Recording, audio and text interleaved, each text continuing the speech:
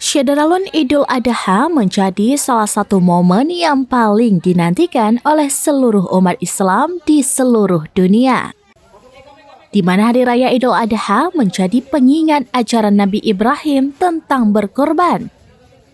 Sukacita berbagi rezeki diaplikasikan dengan penyembelihan hewan kurban. Hal ini seperti yang dilakukan Muhammadiyah Loksmawe melalui Lazismu dan BKM Masjid Taqwa Loksmawe. Pada Selasa 18 Juni 2024 menyembelih hewan kurban berupa 4 ekor sapi dan 10 ekor kambing. Selanjutnya, daging kurban dibagikan kepada masyarakat di Masjid Taqwa Loksmawe. Ratusan warga sekitar para penerima manfaat silih berganti berdatangan untuk mengambil daging kurban yang telah disiapkan dalam kantong plastik plus dengan bumbu.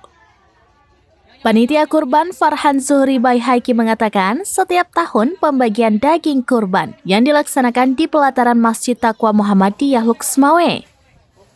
Penerima manfaat selain sahibul kurban atau pengkurban juga masyarakat dari kategori fakir miskin di 4 kecamatan serta warga Perserikatan Muhammadiyah. Setiap penerima mendapatkan 1 kilogram daging dan tulang, serta isi lainnya dan juga bumbu masak. Hewan kurban yang disiapkan oleh panitia sudah memiliki surat kesehatan bebas dari PMK. 4 ekor sapi sudah ada surat dari pihak kesehatan bahwa sapi tersebut sehat dan bebas dari penyakit mulut dan kuku atau PMK.